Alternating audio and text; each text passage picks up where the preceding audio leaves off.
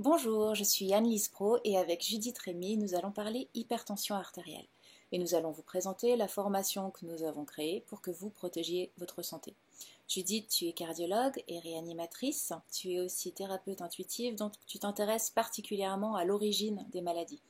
Je sais que dans ta pratique, tu rencontres beaucoup de gens qui ont une pression artérielle élevée et du coup qui présentent des symptômes qui sont liés aux conséquences de cette pression artérielle élevée. Alors, est-ce que tu pourrais, en 2 mots, ou un peu plus, nous expliquer ce qu'est l'hypertension artérielle et pourquoi les conséquences peuvent être sérieuses? Effectivement, l'hypertension artérielle, c'est mon quotidien. Je rencontre tous les jours des personnes qui ont soit une hypertension artérielle qu'on découvre, soit une hypertension artérielle déjà traitée. Alors, qu'est-ce que l'hypertension artérielle? L'hypertension artérielle, c'est une augmentation tout simplement de la pression dans les artères. Le problème, c'est la conséquence de cette hypertension artérielle, la conséquence de cette augmentation de pression. Car cette pression trop élevée va endommager les organes qui sont en aval. En premier lieu, elle peut endommager le cerveau. Et les personnes qui ont une hypertension artérielle ont 9 fois plus de chances de faire un AVC que les autres personnes. Donc un accident vasculaire cérébral. Un accident, exactement, un accident vasculaire cérébral.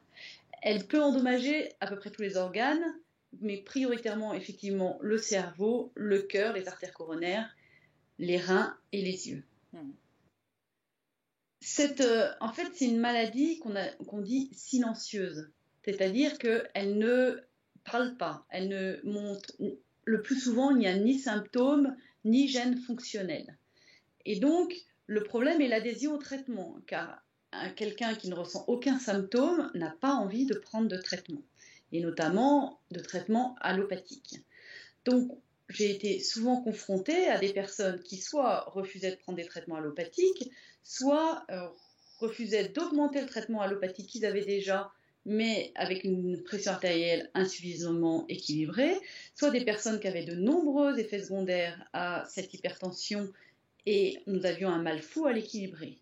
Et c'est vrai que du coup, pour toutes ces personnes-là, j'avais à cœur de trouver des solutions pour les accompagner.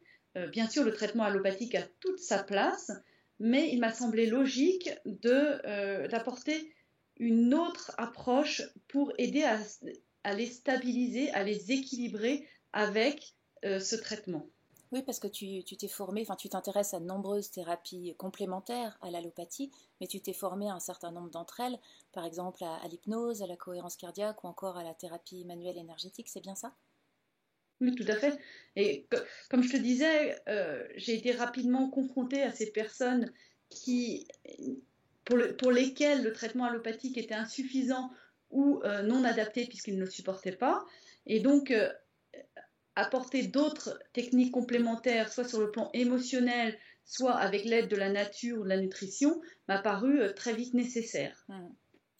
Alors, de mon côté, je suis pharmacienne et docteur en biologie cellulaire, donc ancien chercheur. Je suis spécialisée dans les plantes médicinales, les huiles essentielles, les fleurs de bac, et là, je termine une formation d'enseignant de yoga. Donc, toutes les deux, nous sommes thérapeutes intuitives. Donc, je vous mettrai un petit lien sous la vidéo pour expliquer ce qu'est la thérapie intuitive.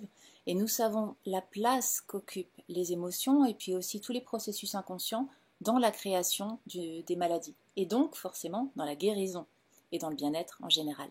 Nous avons des parcours qui sont quand même assez parallèles et nous partageons notre envie de transmettre nos connaissances en matière de santé en faisant le lien entre la médecine allopathique et les thérapies complémentaires. Tout à fait. Nous sommes sur la même longueur d'onde.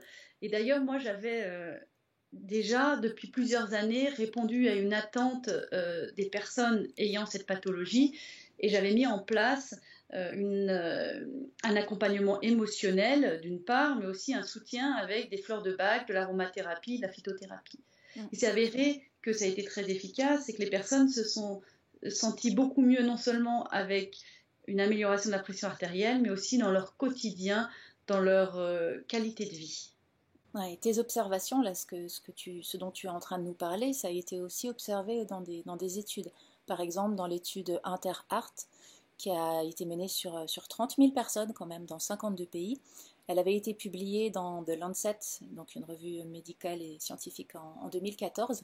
Et cette étude montrait qu'un changement de vie, quand même assez important, pouvait prévenir au moins 90% des maladies cardiaques. Donc c'est vraiment énorme. Donc c'est vrai que toutes les deux, on est persuadés, on est convaincus que une bonne hygiène de vie, éventuellement un changement de mode de vie, c'est vraiment la meilleure des médecines. Donc ce que nous avons fait, Judith et moi, c'est que nous avons compilé les solutions que nous connaissons pour stabiliser et pour réduire la pression artérielle. Nous sommes aussi partis à la recherche de découvertes un peu récentes.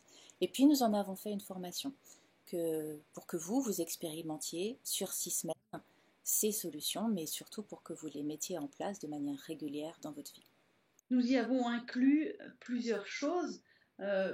Premièrement, nous vous expliquons ce qu'est l'hypertension artérielle et les enjeux, assez brièvement, pour ensuite rentrer dans le vif du sujet et vous aider à mettre en place de nouvelles habitudes. Non seulement des habitudes alimentaires, mais aussi dans la pratique du yoga, de la cohérence cardiaque et de la méditation qui vont vraiment calmer votre corps et votre relation avec votre environnement. Enfin, nous allons vous accompagner sur le chemin à la découverte de vous-même, de vos émotions, pour comprendre ce qui fait que de temps en temps, votre pression monte de façon inadaptée. Alors, notre objectif, juste pour le rappeler, c'est vraiment de partager nos connaissances, parce qu'elles sont très complémentaires, et de les partager de manière aussi progressive et structurée que possible. Il nous importe vraiment que vous preniez votre santé en main, que vous gagniez en indépendance vis-à-vis des médicaments que vous prenez peut-être déjà de manière quotidienne. On sait qu'il y a des solutions qui existent pour éviter les complications de l'hypertension, et vraiment il nous tient à cœur de les transmettre pour que vous soyez acteur de votre santé. Donc, qu'est-ce que tu pourrais nous dire, Judith, sur ce qu'on peut attendre de cette formation de 6 semaines? Quelqu'un qui a de l'hypertension, quelqu'un qui connaît une personne qui a de l'hypertension. Qu'est-ce qu'on peut attendre à l'issue de ces 6 semaines? Alors, ce programme donc, est organisé par semaine. Chaque semaine, il y a un apport de plus, notamment une pratique du yoga, une pratique de la méditation, des compréhensions à avoir sur notre fonctionnement interne. Dès la première semaine, vous serez dans le vif du sujet en explorant comment réagit votre corps et comment il fabrique cette hypertension. Vous allez comprendre comment le yoga agit pour abaisser cette pression artérielle et commencer la pratique en douceur. Et au bout de la 6e semaine, vous aurez mis en place de nouvelles habitudes de vie. Vous saurez quels aliments favoriser, quels aliments éviter. Vous aurez pratiqué des séances de yoga qui sont adaptées à l'hypertension. Vous aurez aussi suivi des méditations guidées. Vous aurez expérimenté la cohérence cardiaque. Vous aurez découvert peut-être le yoga nidra. Vous aurez aussi fait connaissance avec des plantes médicinales et des huiles essentielles qui sont vraiment incontournables. Vous saurez mieux observer vos émotions et puis les utiliser comme des indicateurs de votre bien-être. Mais surtout, vous vous sentirez mieux dans votre corps. Vous pourrez vous sentir rassuré et plus serein vis-à-vis de votre santé. Alors, est-ce qu'on peut dire à qui s'adresse cette formation? Alors, cette formation s'adresse aux personnes qui ont une hypertension artérielle, évidemment, ou aux personnes qui souhaitent accompagner d'autres personnes qui ont une hypertension artérielle. Okay. Mais elle s'adresse uniquement aux personnes qui ont envie de s'investir en elles, qui ont envie d'installer des vrais changements dans leur vie, changer leurs habitudes, leurs automatismes, mettre en place de nouvelles habitudes, apprendre de nouvelles choses, mais apprendre pour les appliquer, pas seulement pour regarder, pour être spectateur. Ces personnes doivent avoir à cœur d'œuvrer pour elles-mêmes, d'œuvrer pour leur santé. On peut dire, par conséquent, que cette formation n'est pas destinée aux personnes qui n'ont pas envie de changer leur habitude de vie, aux personnes qui n'ont pas envie de modifier leur alimentation, aux personnes qui sont juste spectatrices aussi, qui ont juste envie de regarder, parce qu'on a vraiment envie que toutes ces solutions qu'on vous propose, vous les mettiez en place, et puis aussi aux personnes qui sont déjà pleinement satisfaites de leur traitement.